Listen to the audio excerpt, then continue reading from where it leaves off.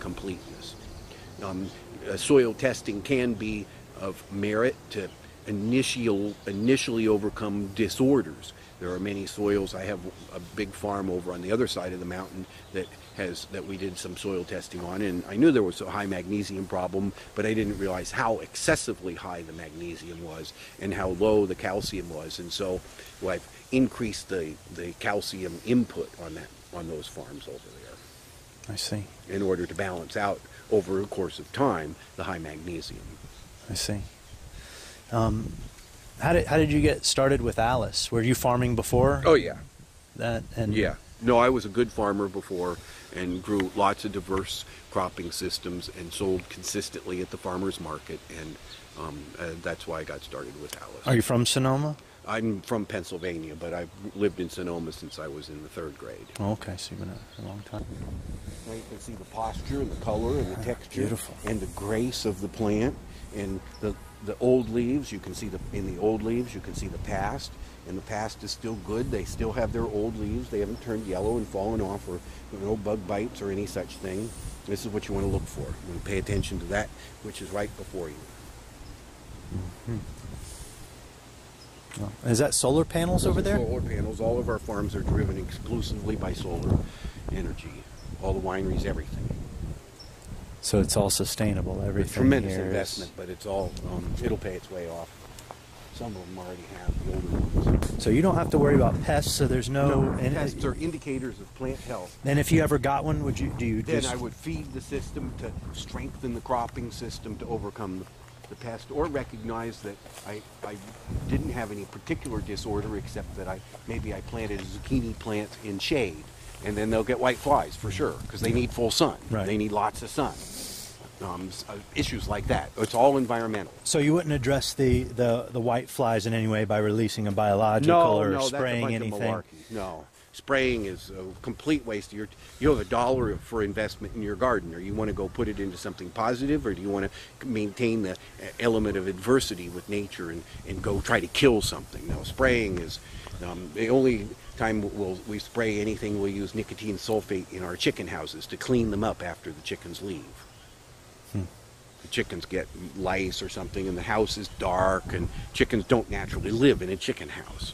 And so we have to, once a year or so, you have to clean up the chicken house and shovel out all the manure and use a mild organic disinfectant. So you're raising the chickens for the eggs and for meats? No, just eggs? Eggs, yeah. No, we do. All of our workers get the old birds and meat, and I eat them myself, but we don't market.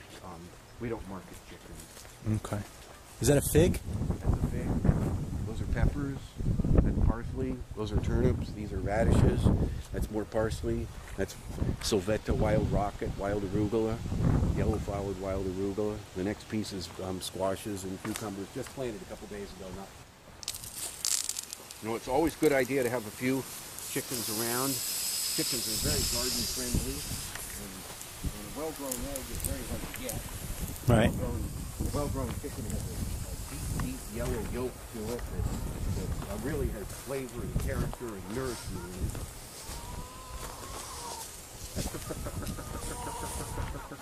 But the chickens need to get greens. Right. Every day the chickens are fed greens. Those are all their green scraps in there.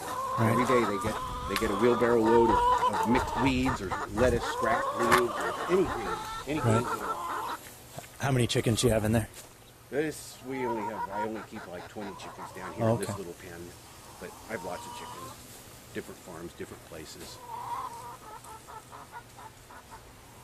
Wow. We have goats and sheep.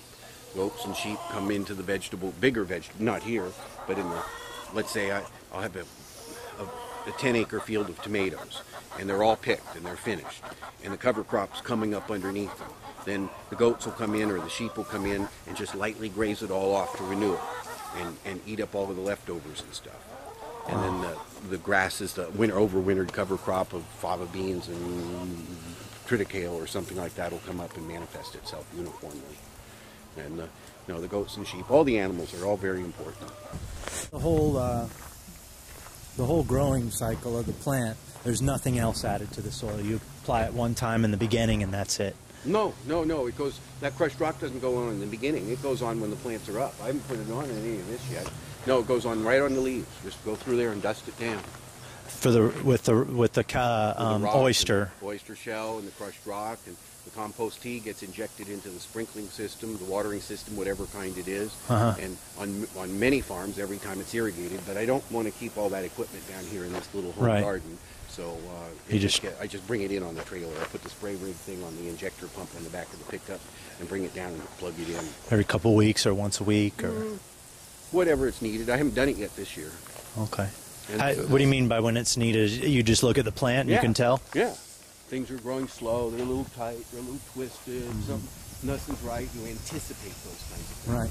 A good plantsman is like a good nursing mother.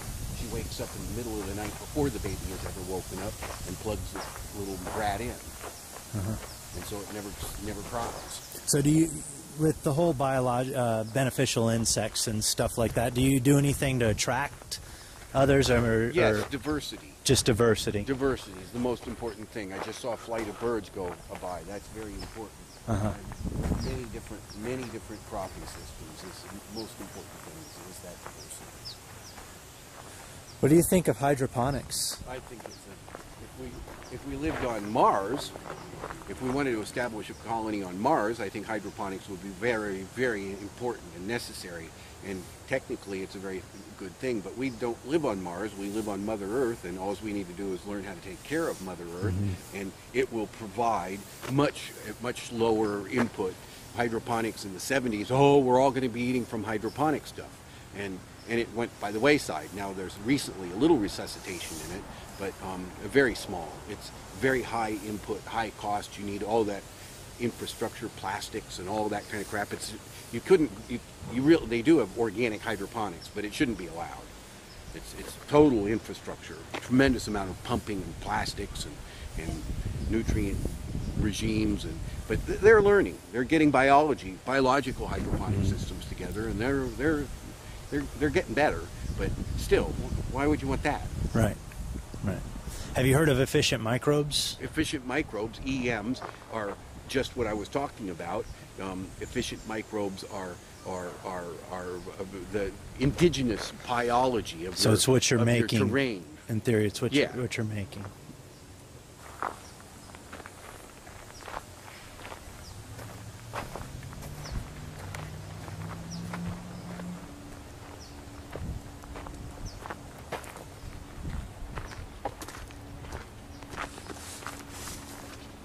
So you said you were just getting ready to plant here, or you have? I'm done. I would have been done.